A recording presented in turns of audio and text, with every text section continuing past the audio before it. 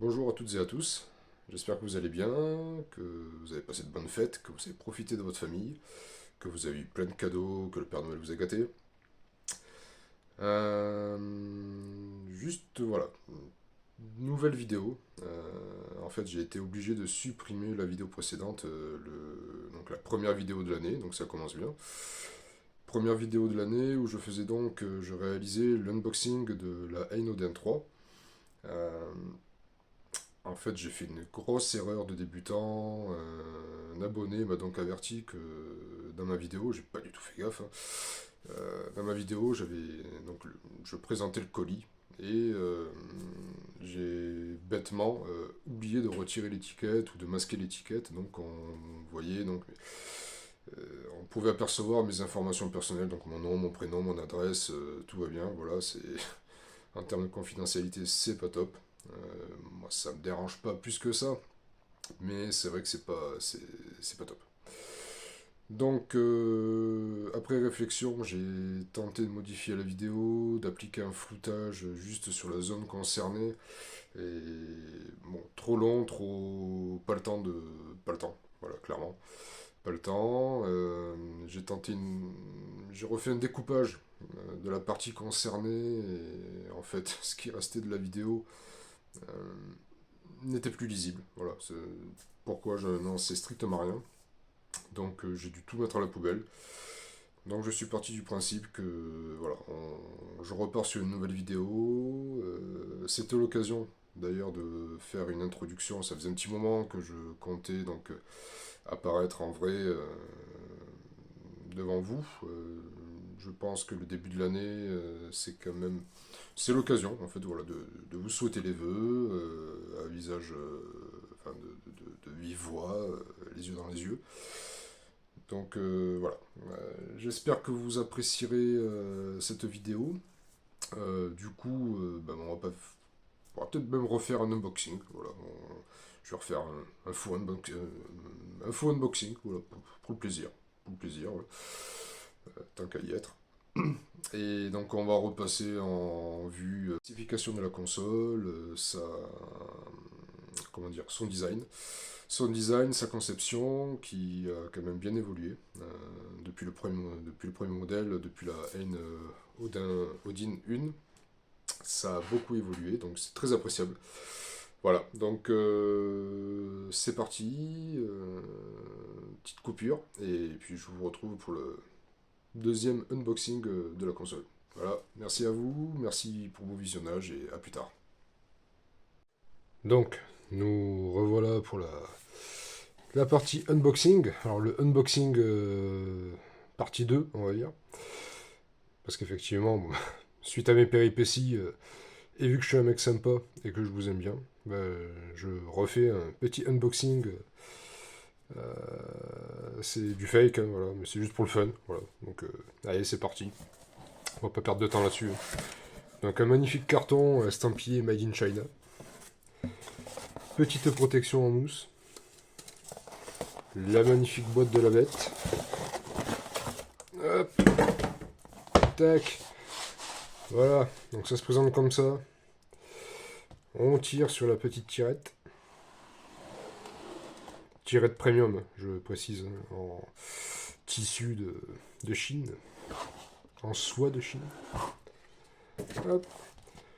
Donc là on arrive au contenant. Le petit Quality Control Approved de chez Hain. Donc, qui prouve que le produit a été contrôlé, blablabla. Hop. Une petite notice succincte, voilà, qui décrit les spécifications, le fonctionnement et les composantes de la machine. Hop, on retire ça. Et là, on arrive à la bête que j'ai forcément déjà sortie et déjà paramétrée.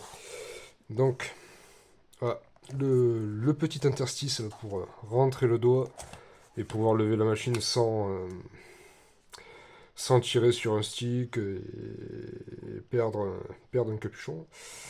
Tac. Donc, voilà la bête. Euh, Très jolie console. qu'on peut d'ailleurs comparer immédiatement. Alors j'avais fait ça dans la précédente vidéo, dans la précédente version, la comparer avec la 2, la Odin 2. On peut même la comparer avec la 1. Hop, je reviens de suite.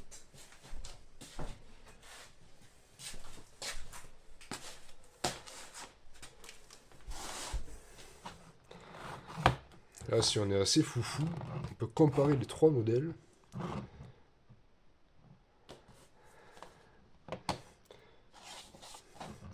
Donc on voit qu'en termes de taille, il y a quand même eu, en termes de matériaux, en termes de design, en termes de taille, il y a quand même eu de l'évolution en 4 ans, 5 ans. Sur ces 5 années, vu que le premier est sorti en 2021, qui m'avait beaucoup surpris à l'époque. Le deuxième modèle, sincèrement, moi j'ai complètement halluciné quand c'est sorti. J'ai halluciné du gap en termes de performance et de matériaux de fabrication. Alors par contre, là, je peux vous assurer que la troisième itération, elle est juste hallucinante. En termes de matériaux, de finition, elle est très bien pensée. Plus petite que la 2. La seule chose que je regrette, mais ça on y reviendra plus tard, au niveau des éclairages, ce sont les bandes LED qu'il y avait sur les 2 modèles précédents. Ils les ont retirées. Bon, est-ce que c'est un choix esthétique, un choix, comment dire, de praticité, afin de pouvoir rentrer tout le matériel. Bon, j'ai pas encore osé ouvrir la console, mais je pense qu'on pourrait vite trouver la réponse. Donc, sinon, pour décrire la machine rapidement, ouais, c'est voilà, une console portable, hein, clairement. Donc une console portable qui comprend 2 joysticks, une paire de boutons A, B, X, Y, une petite croix directionnelle, les boutons Home, Retour, Select et Start, joystick, la F et All cliquable, gâchette L et R, enfin voilà, L2, R2, les petits boutons à l'arrière, L3, R3, L3, R3 ou M1, enfin, voilà, bon. Euh, des petits boutons paramétrables, assez appréciables. Les sorties de ventilateur qui se trouvent cette fois à l'arrière et pas sur le dessus. Ça, c'est pas mal aussi. Ça évite d'en prendre plein les yeux par moment. Et il y a beaucoup plus quand même d'extraction d'air que sur les modèles précédents. Ça, c'est pas mal non plus. Étant donné que ce sont des consoles qui sont mises à rude épreuve pour les raisons que l'on sait. Le petit port, carte SD en dessous, voilà. Prise jack, USB-C, bon, voilà. Les grands basiques. Les grands basiques, donc là, le magnifique écran OLED, ça c'est la grande nouveauté de cette itération, et c'est pas du tout en trop, clairement, franchement c'est assez agréable quand on repasse sur la deuxième génération, on ressent quand même, bon, la Odin 2 est toujours très, très appréciable à l'œil, hein, mais c'est vrai que un petit OLED, c'est pas mal. Donc là, pour la présentation de la console, pour la forme, j'en ai terminé. Pour tout ce qui est software, alors, on reste quand même sur... là, je l'ai paramétré donc en bon, voilà, page d'accueil basique avec des boutons tactiles sur l'écran. Pas de gestuelle, j'aime pas trop ça. C'est pas trop mon truc. J'arrive assez vite à m'embrouiller avec ces bêtises. J'ai installé donc mes petits émulateurs. Bon, ça, on verra ça après. Côté software, côté firmware plutôt. Donc là, on est sur Android 15 si je ne m'abuse. On retrouve voilà, tous les paramètres basiques de chez Android. Ce qui est pas mal, c'est toujours donc la petite section Odin Settings. Donc là, on va pouvoir paramétrer pas mal de trucs, la limite de charge, les vibrations, la séparation de charge, voilà, le type de sortie vidéo, la qualité qu'on veut retrouver, quoi. C'est pas mal, c'est assez bien, c'est cool. Ça s'adapte à pas mal de périphériques de sortie. Donc voilà, pas mal de, voilà, pas mal de paramétrages pour le contrôleur, enfin les contrôleurs, pour voilà. Pas mal de choses. Ce qui est toujours sympa par contre, c'est toujours la possibilité de pouvoir renseigner un script, d'enraciner un script customisé. Alors, ça avait été nécessaire sur la Odin 2 par rapport à l'émulation Switch au début, par rapport à la RAM. Si vous n'aviez que le modèle de base avec 8 Go de RAM, c'était un peu juste, je crois. Il y avait une histoire comme ça, il fallait renseigner un petit script.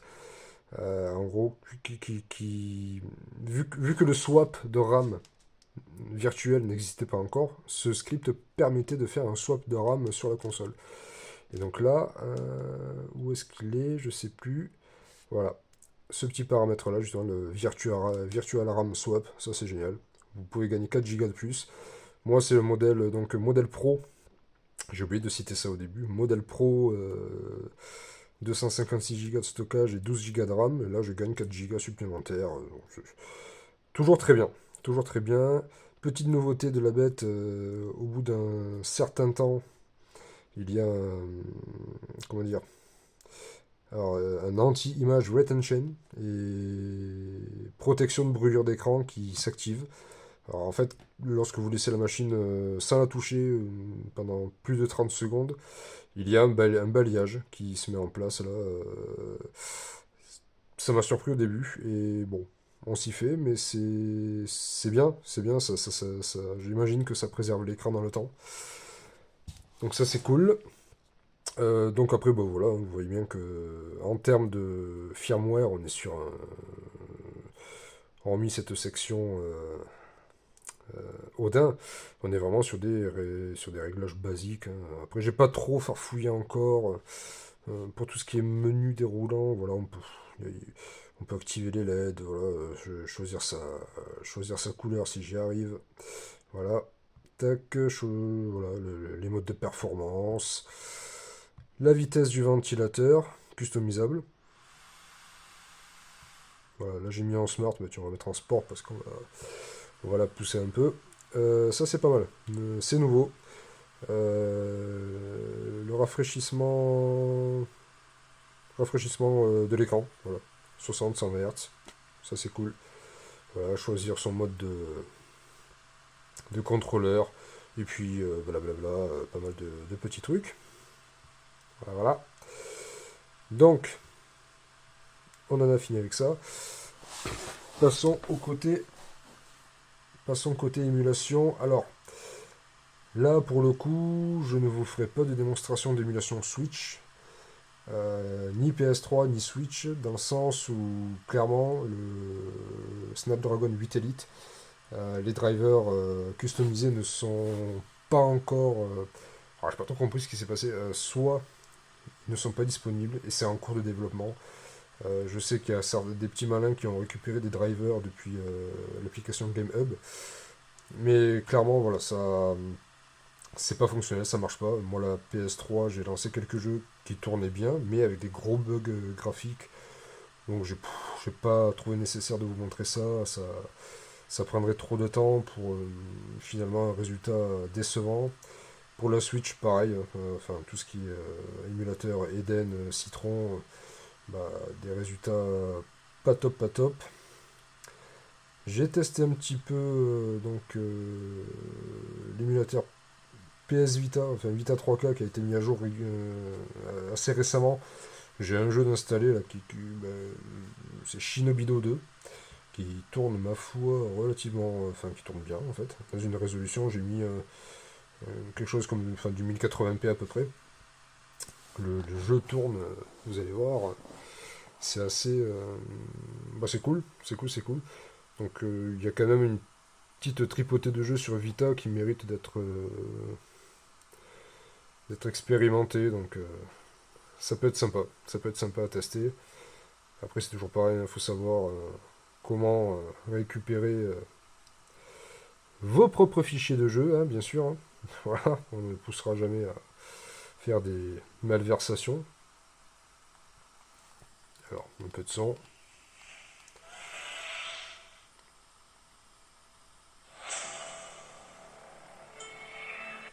Allez.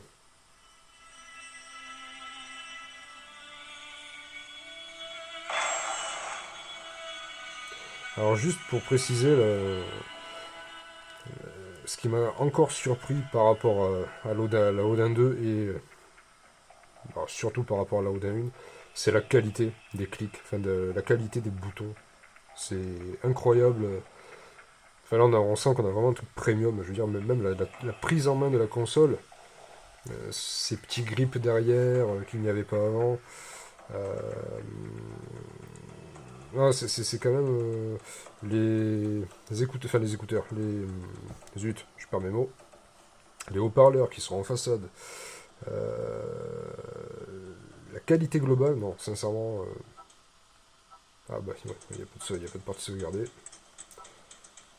Allez, la qualité globale est quand même sincèrement au rendez-vous et pour le prix et le rapport qualité-prix quand même sincèrement assez au-dessus du panier. Oui, allez, passons.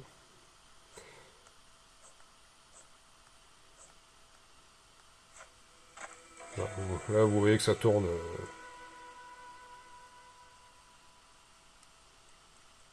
C'est au top. Alors, c'est peut-être pas un des plus beaux jeux de la console, hein, ça, c'est pas un Uncharted qu'il faudra que je teste assez rapidement d'ailleurs. Je l'ai installé. Ah non, remarque, je l'ai installé l'autre soir et il ne faisait que planter. Donc, voilà. Allez.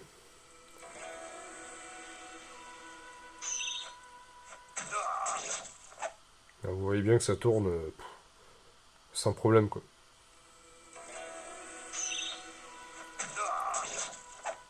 Bon, alors, je sais pas ce que c'est ces mecs là qui se baladent de nuit à moitié torse nu avec des peaux de bêtes sur la tête.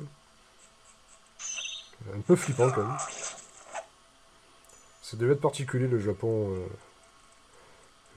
féodal. Voilà, bref. Donc, vous voyez que l'émulation PS Vita est assez prometteuse. Autre émulateur qui m'a assez surpris, c'est l'émulateur d'Xbox 360 qui est sorti très récemment, qui est disponible depuis très peu là, sur le Play Store. Je me suis lancé, j'ai téléchargé Condemned 2, voilà, juste pour tester. Bah, j'ai été surpris du rendu, vous allez voir. C'est quand même assez. Bah, le jeu tourne bien. Le jeu tourne bien, mais j'ai un gros bug. C'est que lors de la première scène de baston dans les ruelles, là, on doit tabasser des clodos toxico diaboliques possédés. Là. Euh, bah, eux ne peuvent pas m'atteindre, et moi, j'ai beau leur claquer des mornifles dans les dents, il ne se passe strictement rien. Donc, bon, à ce rythme-là, ça peut durer longtemps. En espérant que les prochaines mises à jour règlent ce petit souci. Non, j'ai vraiment été surpris de la qualité d'émulation pour un émulateur qui vient à peine de sortir. Ah oui, il faut que je le. Voilà. Alors pareil, j'ai pas encore compris comment virer les commandes tactiles et comment dire. Oui, oui, oui. Et comment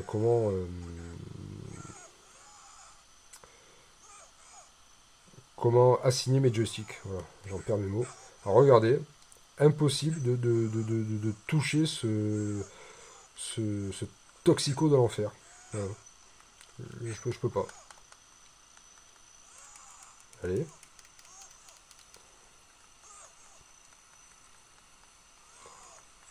Je sais pas.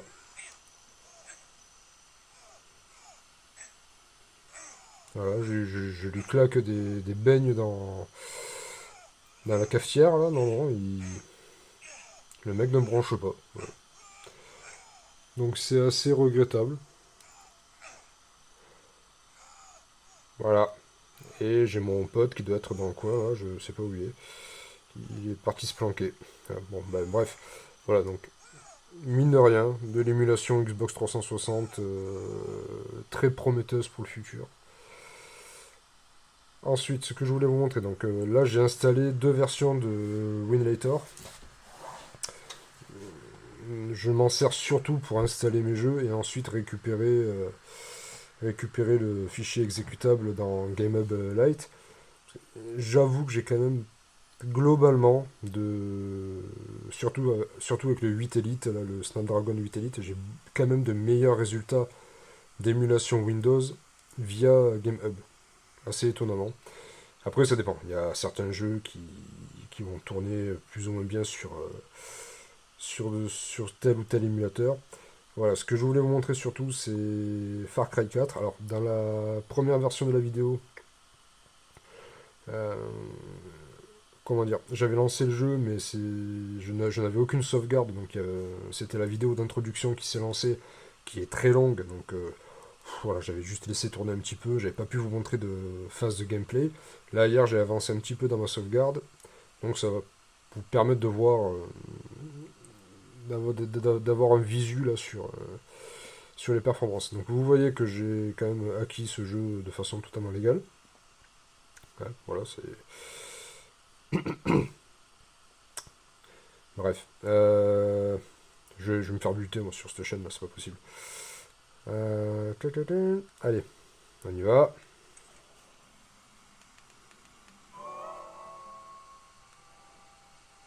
Oui. Ah oui, ouais. Faut que je désactive le screen mapping, sinon... Alors ça aussi, hein, ces petits outils là, ils sont... C'est bien, c'est plein de petits raccourcis où on voit les paramètres de la console, les FPS, les si, les mi, le CPU, la chaleur, patata.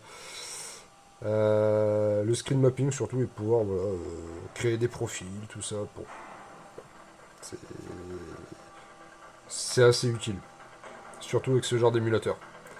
Et surtout avec les anciens jeux qui ne supportent pas la manette nativement. C'est très très très utile de pouvoir créer ces profils dans l'application, des profils tactiles, et ensuite venir les remapper avec l'outil de la console. Et ça c'est carrément pas mal quoi. Alors, juste pour info, je crois que pour les paramètres, dans GameHub, ça c'est hyper bien foutu. Je crois que je suis en 720p. Et on peut activer donc la super résolution.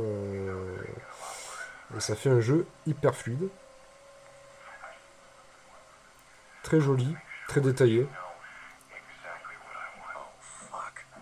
Et qui tourne relativement bien. Vous pouvez voir là les FPS.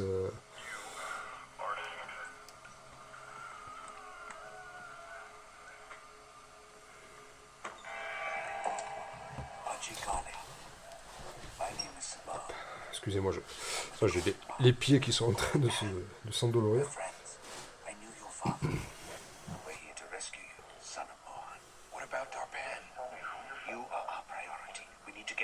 Safely, no matter the cost. Darban would understand. Now stay close.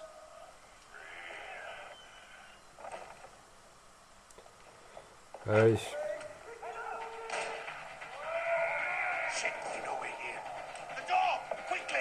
Moi, je suis quand même surpris de certains jeux là, qui tournent d'une manière assez.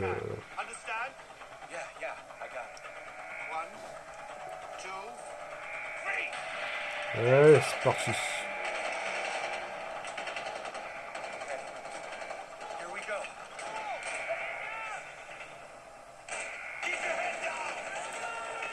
Ouais, on voit que ça tourne pas mal. Alors, ouais, 28, 30 FPS.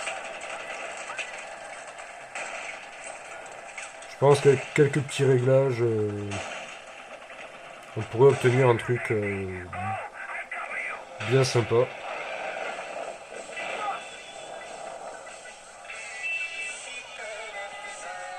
Après là, c'est vrai que sur des environnements ouverts, c'est toujours plus compliqué d'obtenir... Ah, ça c'est bon. Oh putain. Là, je vais refaire le tableau de bord.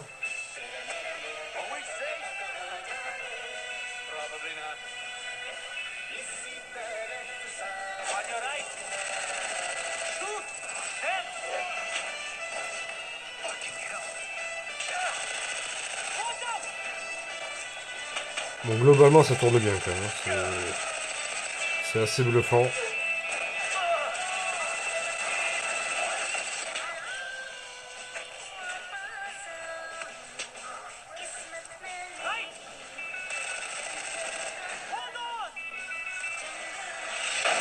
Oh purée.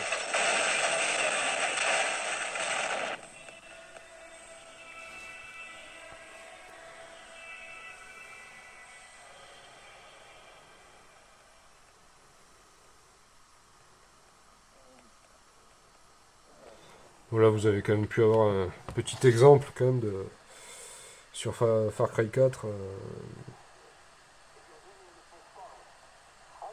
Ça va, sincèrement, ça tourne bien. Je suis assez surpris. Hein. Je vous avoue.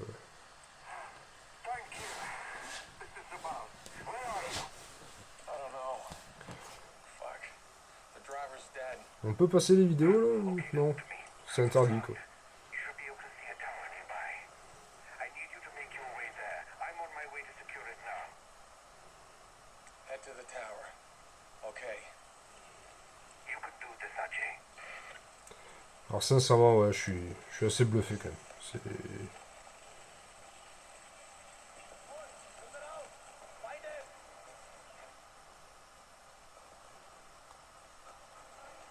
Je suis assez surpris. Ah, eux, je vais les éclater.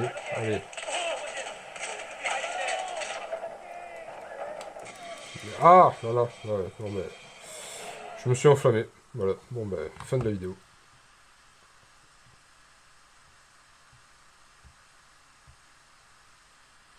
Voilà, donc joli aperçu quand même via Far Cry 4.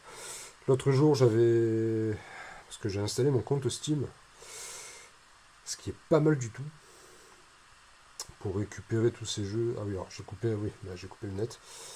On va remettre le Wi-Fi.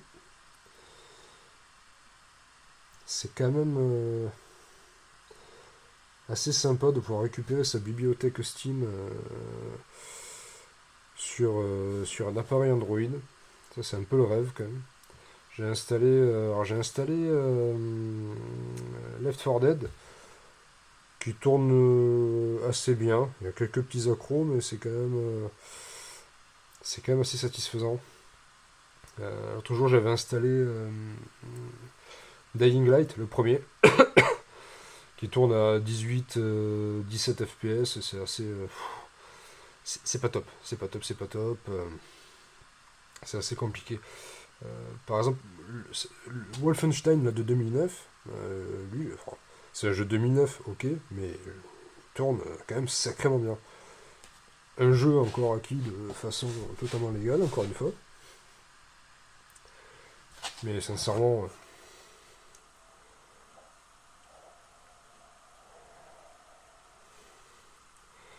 un jeu qui tourne vraiment. Voilà, ça, c'est beau, c'est fluide, ça tourne très bien.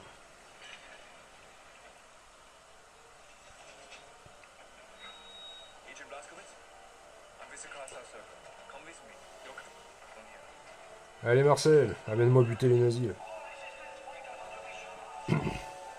Alors moi c'est un jeu que je trouve toujours très beau pour son âge, mine de rien.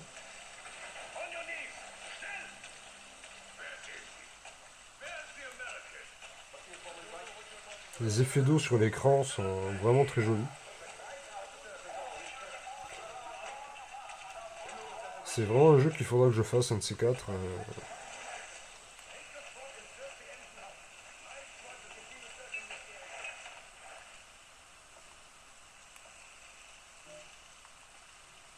Hop là, bon, je fais n'importe quoi. Agent Blazkowicz, I'm Eric Engel. I work with the Kreisau Circle. Salut. Listen, you don't have long. There are Nazis fanning out through the station. Somehow they know about you. But we can't leave yet. Turns out we've been handed an opportunity. A special operations train. Donc voilà, encore un jeu qui tourne quand même de façon assez spectaculaire. L'autre soir, j'avais également Need for Speed Need for Speed Most Wanted, la version de 2012, qui tourne à 50 FPS, et ça c'est assez dommage que je ne l'ai plus. J'aurais pu préparer ça, c'est vrai, là j'ai été bête. J'étais assez, assez fier l'autre soir de pouvoir montrer ce jeu tourné de cette façon-là. Malheureusement là je l'ai désinstallé, ça c'est vraiment dommage. Donc Ghostwire, celui-là j'ai pas réussi à le faire tourner tout à l'heure. J'avais un message d'erreur comme quoi ma carte graphique n'a pas assez de mémoire vidéo. Ouais, forcément déjà j'ai pas de carte graphique, donc voilà, on va se calmer quoi. Alien vs Predator de 2010 si je ne m'abuse, tourne parfaitement bien, 1080p également. Une belle réussite ça aussi. Hein.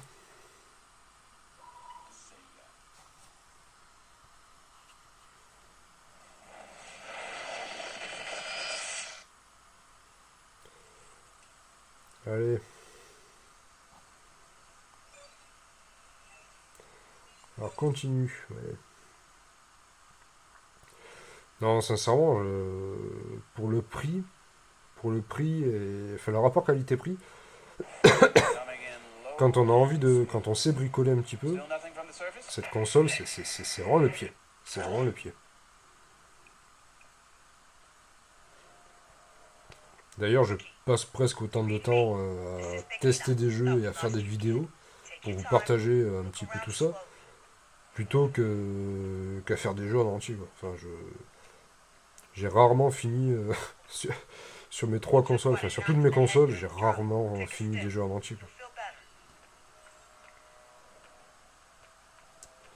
C'est vrai qu'entre la famille, le boulot,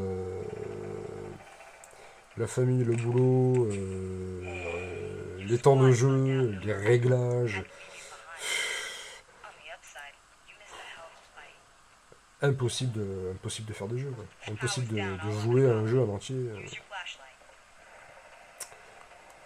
Alors, vous voyez, ça tourne, mais voilà, je suis à 59, 60 FPS. Voilà. C'est incroyable. Bah voilà, c'est toujours pareil, c'est un jeu de 2010, mais bon, il y a certains jeux beaucoup plus anciens que celui-là qui tournent pas ou qui tournent très mal. Et certains jeux plus récents qui ont tourné de façon assez bluffante. C'est voilà, l'émulation Windows, elle est voilà, c'est jamais une science exacte. Hein. C'est assez marrant. Excusez-moi pour l'atout. Alors, je sais même pas où il faut aller. Voici pas, peut-être.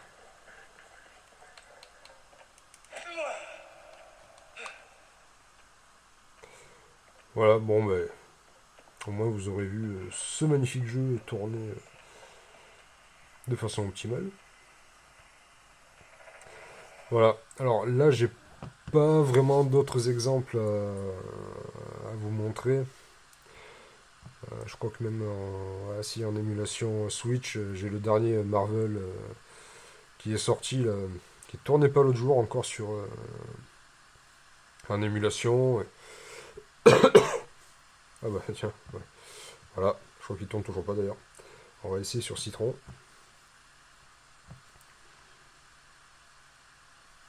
Bon, ben voilà. L'autre jour je l'ai lancé, ça tournait. Ouais. Allez comprendre quelque chose à ça. Les aléas de l'émulation. Voilà, donc voilà, on a balayé quand même je pense, une bonne partie des spécifications, des composantes de la console et un peu de la partie émulation. Alors c'est vrai que c'est assez rapide. On aurait pu quand même, enfin j'aurais pu installer d'autres jeux, faire quelque chose de plus élaboré. Voilà, là ça vous montre au moins dans les grandes lignes ce dont la console est capable. Moi personnellement, voilà ce que j'en pense, clairement, c'est que c'est une excellente console, avec un très bon rapport qualité-prix. Alors moi, c'est vrai que je l'ai réservé de suite lorsque les précommandes ont été ouvertes en super early bird. Je crois que j'en ai eu, alors, avec les frais de port compris, J'en ai eu pour 320 € la console. Et c'est même pas le modèle de base, c'est le modèle Pro. Sincèrement, enfin, moi je pense que ça vaut le coup. Ça vaut largement le coup. Euh, Après, c'est une console qui n'est pas destinée à tous les publics. La personne qui ne veut pas se prendre la tête, qui veut simplement sortir sa console, l'allumer, mettre un jeu dedans ou télécharger un jeu, lancer le jeu et jouer, c'est pas pour lui, qu'il passe son chemin. Euh, voilà, c'est des personnes, il faudra les réorienter sur la Switch ou la Switch 2. Ce type d'appareil, tout ce qui est Odin, enfin tous les appareils sous Android qui sont faits pour du rétro gaming, de l'émulation, au même titre que les Lenovo, les Jongo, et toutes ces bécanes comme la ROG Ally. J'ai une ROG Ally ici, à la maison. Clairement, c'est des bécanes, c'est fait pour les bricoleurs. Voilà, moi je conseillerais pas à tout le monde d'acheter ça parce que acheter une, acheter une bestiole comme ça pour me faire tourner du Genshin Impact ou du Candy Crush, non merci quoi. Ouais, ça, vous le verrez jamais sur ma chaîne, très peu pour moi, hein, pas ça chez moi même, je dirais. Après c'est pareil, je pourrais aussi faire des vidéos émulation PS2, tout ça. Déjà l'autre jour j'avais presque honte de faire de l'émulation PS2 sur la Odin 2. Euh, Dans le sens, enfin, j'estime qu'il y a, par exemple, la Odin 1 fait très bien tourner la PSP, la PS2, voilà, elle la fait bien tourner, mais il y a quelques limites sur certains jeux. Donc, oui, effectivement, la Odin 2, ça vaut le coup quand même de faire tourner la PS2 pour certains jeux, comme God of War, tout ça. Ouais. Après, je pense que chaque console a limite son utilité.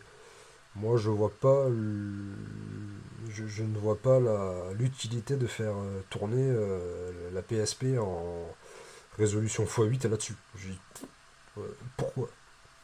Le mec qui fait ça, bon, bah, il est content, ou voilà, faire des reviews de la console avec des émulateurs Super NES 64. Bon, c'est bien, hein, la 64 en 4K, oui, ok, c'est très beau. J'ai même pris plaisir à refaire quelques jeux comme ça. Hein, c'est une console de cœur, hein, mais bon, vu ce qu'elle a dans ses entrailles, il y a autre chose à faire, voilà, clairement. Voilà, voilà. Bah écoutez, j'espère que j'ai pas trop parlé, que le contenu de la vidéo euh, vous a intéressé, que voilà, j'espère que ça vous convient.